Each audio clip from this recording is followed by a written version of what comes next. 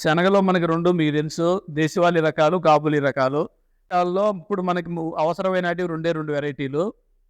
బెట్టకి తట్టుకొని మంచి దిగుబడి ఇచ్చేటువంటి రకము నంద్యాల గ్రామ్ 452. 452 అనేది నల్ల నేలకి ఇప్పుడు మంచిగా బెట్టను తట్టుకొని, ఎండు తెగులు తట్టుకొని వచ్చేటువంటి రకము. ఎకరాకి 10-15 క్వింటాలు తీసుకోదగ్గ సామర్థ్యం ఉన్నటువంటి రకం ఇది. ఇది ఒకటి దేశవాళీ దాంట్లో ఎర్రగింజలో. ఇంకొకటి ఇప్పుడు కొత్తగా ఈ శనగలో సమస్య ఏంటంటే లేబర్లతో కోత, కూలీలతో కోత కోసేటప్పుడు ఖర్చు ఎక్కువైపోతా ఉంది. అందువల్ల వరి కోసే యంత్రంతో కోసేదానికి ఒక రకం తయారు చేశారు, 776 రకం. ఈసారి చూడాలి, అది మిషన్ కోతకి అనువైన రకం. అంటే 2 అడుగులు పొరుగు పెడుతుంది. మామూలుగా శనగ 1 అడిగే పొడుగు పెరిగేది. కాబట్టి ఈ రకం మనకి, ఈ 2 రకాలు దేశవాళీ రకాలు మనకు బాగా ప్రాచుర్యంలో ఉండేటివి, బాగా పనికొచ్చేటివి. ఇవి నంద్యాల నుంచి దొరుకుతాయి మనకి. నెక్స్ట్ కాబూలీ రకాలకు వస్తే మనకి ఇప్పుడు బాగా రైతులు వేస్తూ ఉండేది ఇక్కడ 119 రకం. ఇది 90 రోజులు 95 రోజులు పంటకాలం. 119 రకం అనేది మనకి కాబూలీ రకం ప్రస్తుతం అందుబాటులో ఉన్నటువంటి ఏకైక కొత్త రకం ఇది. ఇంకా కాబూలీ రకాల్లో కొత్తవి ఇంకా లేవు, మినికిత్ దశలోనే ఉన్నాయి. 810, 833 అని. ప్రస్తుతానికి మనకు ఉండేది అందుబాటులో 119. ఈ జిల్లాలో బాగానే విస్తీర్ణం పెరిగింది, కొన్ని మండలాల్లో లేదు ఈ వెరైటీ కూడా.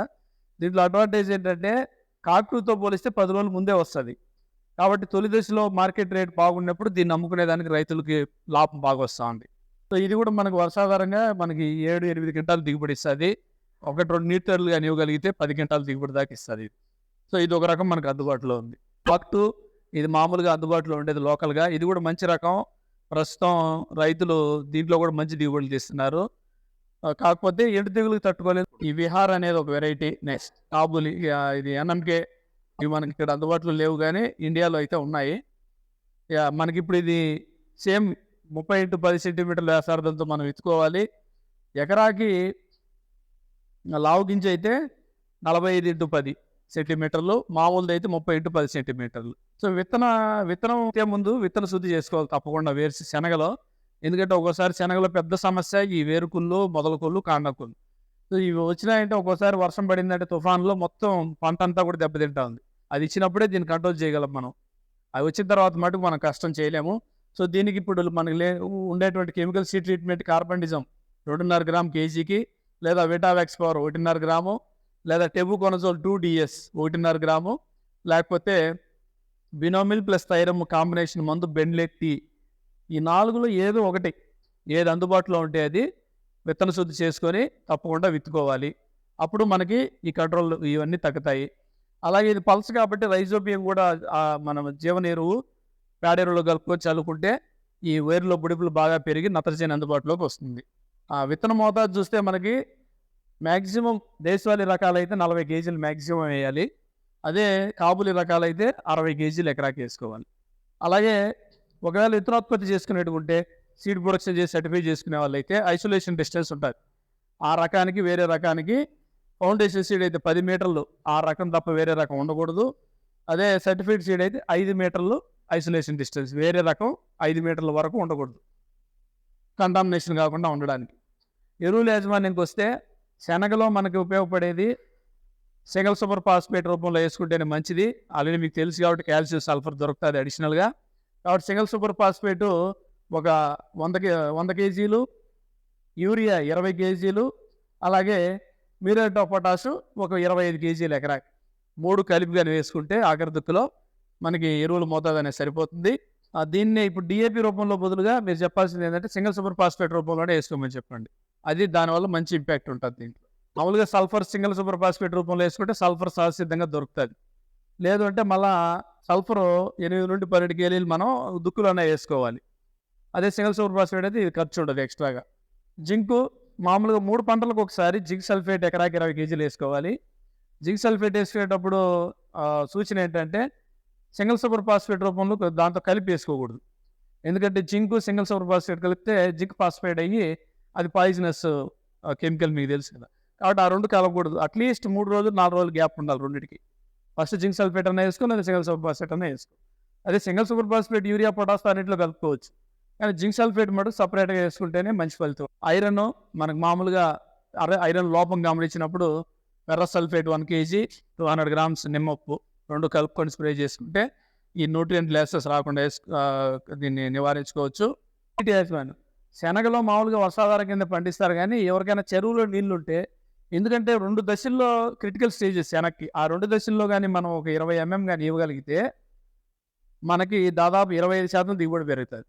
అంటే 10 క్వింటాలు వచ్చేది 12, 13 క్వింటాలు తీయచ్చు, 8 క్వింటాలు వచ్చేది 10 తీయచ్చు. ఆ 2 దశలు ఎప్పుడు అంటే గుర్తుపెట్టుకోండి, 35 రోజులు ఒకసారి కొమ్మలు వచ్చే దశ, క్రిటికల్ స్టేజ్ కొమ్మలు వచ్చే దశ 35 రోజులప్పుడు, 55 నుండి 65 రోజులప్పుడు కాయ బలపడే దశ, గింజ బలపడే దశ. మామూలుగా క్రిటికల్ స్టేజ్ అన్ని క్రాప్లో ఫ్లవరింగ్ స్టేజ్ ఉంటుంది, కానీ దీంట్లో డిఫరెంట్, మనకి దిగుబడి 20-25% పెరుగుతుంది. Simple technique. శనగలో ఫ్లవరింగ్ స్టేజ్లో ఇస్తే ఫ్లవర్ డ్రాప్ అవుతుందని అంటారేమో, కానీ అది తప్పు. పరిశోధనలో అయితే ఆ విధంగా ఎటువంటి సమాచారం లేదు సార్. ఇంకోటి కూడా దీంట్లో అపోహ ఏంటంటే, స్ప్రింక్లర్ తడిస్తే దీంట్లో ఉండేటువంటి ఆక్సాలిక్ యాసిడ్, అస్టిక్ యాసిడ్ ఏదైతే ఆకుల్లో ప్రొడ్యూస్ అవుతుందో అది పోతుంది అంటారు. పుప్పొడి మన ఆకుల్లో స్రవిస్తుంది కెమికల్, మనం పోతే ప్యాంట్లు అంతా నల్లగా అయిపోతాయి.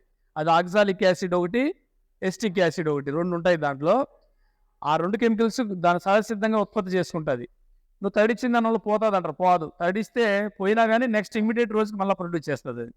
కాబట్టి పూత దశలో తడించుకోవచ్చు, ఏ టైంలో అయినా కానీ తగ్గించుకోవచ్చు, కానీ ఈ కెమికల్స్ అయితే పోవు.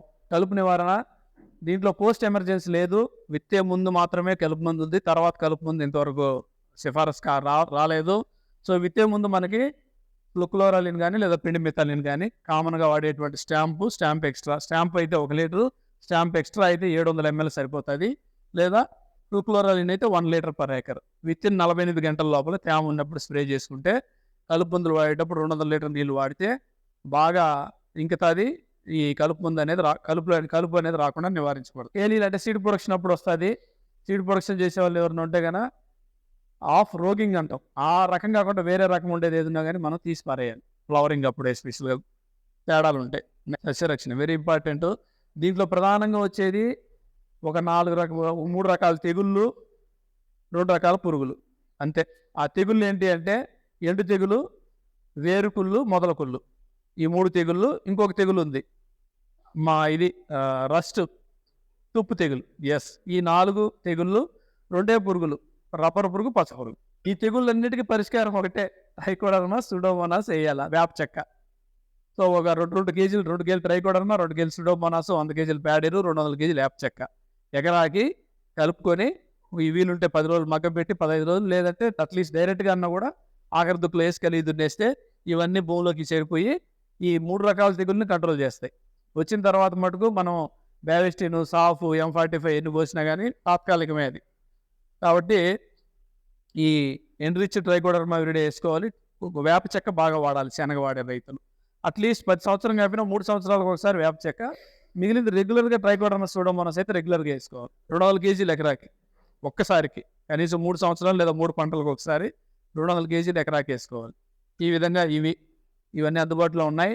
తిరుపతిలో ల్యాబ్ ఉంది, మనం ఫోన్ చేస్తే వస్తాయి, లేదా మీ బీసీ ల్యాబ్లోనే తీసుకోవచ్చు. వీటిని వినియోగంలోకి తీసుకురావాలి బాగా, దానివల్ల సహజసిద్ధంగా నివారించుకోవచ్చు మనం. మొదల కుళ్ళు ఇదేంటంటే మొదల దగ్గర కుళ్ళు ఏర్పడి ఆ మొక్క అట్టే వంగిపోయి చనిపోతుంది. ఇది మొదల కుళ్ళు. ఇది కూడా శిలీంధ్రం ద్వారా వచ్చే తెగులే. సో దీనికి విత్తన శుద్ధి చేసుకోవాలి. మనం చెప్పినట్టు కార్బనిజం కానీ, ఎబుకొనజోల్ కానీ, బెండ్లెట్ కానీ, విటావాక్స్ పవర్తో విత్తన శుద్ధి చేసుకోవాలి. ఇంకా తర్వాత ట్రైకోడర్మా సూడోమోనాస్ వాడుకోవడమే, కెమికల్ ద్వారా పరిష్కారం లేదు. వేరుకుళ్ళకైతే వేరుకుళ్ళు ఎప్పుడు వస్తుందంటే బెట్ట పరిస్థితులు వచ్చినప్పుడు వస్తుంది. అది ఎండు తెగులు అనుకో, తడి ఎక్కువైనప్పుడు వచ్చేస్తుంది. ఇది రివర్స్. వేరు నుజ్జు అయిపోతుంది, వేరు పైన లేయర్గా ఊడొస్తుంది. మీరు ఎలా గమనించాలి అంటే, ఎండు తెగులు వేరుకి ఏం కాదు, వేరు బాగానే ఉంటుంది, కాకపోతే ఎండిపోయి ఉంటుంది, కానీ వేరు పైన ఇది రాదు, వేరు పైన లేయర్ రాదు. ఆ ఎండు తెగులు గమనించాలంటే మొక్కను అడ్డంగా జీలిస్తే మొక్క మధ్యలో పచ్చగా ఉండాల్సింది శైలం అంతా నల్లగా అయిపోయింటుంది, అది ఎండు తెగులు. వేరుకుళ్ళు అనుకో, వేరు మీదే తెలిసిపోతుంది నీకు, వేరు నుజ్జు అయిపోయి పైన లేయర్గా ఊడుస్తూ ఉంటుంది, అది వేరుకుళ్ళు. మొదల కుళ్ళు అనుకో, కాండం భూమి మీద ఎక్కడైతే మొదలవుతుందో అక్కడ ఒక నొక్కి ఏర్పడుతుంది నల్లగా కాండం మీద, అదట్టే ఉంగిపోతుంది, అది మొదల కుళ్ళు. అట్ట గుర్తించుకొని, కానీ 3టికి పరిష్కారం ఒకటే, అవే వేసుకోవాలి. ఒకవేళ వీలుంటే కార్బనిజం కానీ, సాఫ్ కానీ డ్రెంచింగ్ చేసుకోవాలి బాగా. నేల తడిచేలాగా ఎక్కడైతే చనిపోయిన మొక్కల దగ్గర బాగా ఎక్కువ పోసి చుట్టూ 3 మీటర్ల వరకు కంటిన్యూగా పోసుకుంటా ఉంటే దాన్ని మనం తాత్కాలికంగా కంట్రోల్ చేసుకోవచ్చు. తుప్పు తెగులు ఇది సహజసిద్ధంగా 60 రోజులప్పుడు మొదలవుతూ ఉంటుంది. పంట వేసిన తర్వాత కాయ మొదలైనప్పుడు వస్తూ ఉంటుంది. సో దీని నివారణకి మనకి మందులే ఉన్నాయి. Hexaconazole, propiconazole, trifloxystrobin plus tropiconazole. అంటే హెక్సాకోనజోల్ అంటే కాంటాఫ్, ప్రొపికోనజోల్ టిల్ట్ అంటే హెక్సాకోనజోల్ 400 ml, టిల్ట్ అయితే 200 ml. ఈ ట్రైఫ్లాక్సిస్ట్రోబిన్ ప్లస్ ట్రోపికోనజోల్ అంటే నేటివో 160 గ్రామ్ పర్ ఏకర్. ఇది రికమెండేషన్. ఈ 3 ఇది కనపడిన వెంటనే లేదా 60 రోజులప్పుడు ప్రొఫిలాక్టిక్గా ఒక స్ప్రే ఇచ్చేసినా కూడా చాలు. ఏది హెక్సాకోనజోల్తో ఇచ్చినా కూడా చాలు. 60 రోజులప్పుడు స్ప్రెడ్ కాకుండా డెవలప్ కాకుండా ఆర్గానిజం అక్కడే నిలిచిపోతుంది. ఇది 4 రకాల తెగుళ్ళు. నెక్స్ట్ పురుగులు 2 రబ్బర్ పురుగు, శనగ పచ్చ పురుగు. దీని యొక్క జీవితకాలం దాదాపు 40 రోజులు ఉంటుంది. ఏం గుడ్లు పెట్టి దాని తర్వాత ఇది చూడండి. ఈ విధంగా ఈ పచ్చ రబ్బర్ పురుగు దీనికి తేడా ఏంటంటే పచ్చ రబ్బర్ పురుగు అనేది జల్లిలాగా మారుస్తుంది ఆకుని. పత్రహరితం అంతా దీని ఈవిన్లు అట్టే పెట్టేస్తుంది. జల్లిలాగా అవుతుంది రబ్బర్ పురుగు. అదే మన పచ్చ పురుగు అనుకో మొత్తం ఆకు తినేస్తుంది. ఇది రెండింటికి తేడా. సో ఈ రెండింటికి కెమికల్ రికమెండేషన్ సేమ్.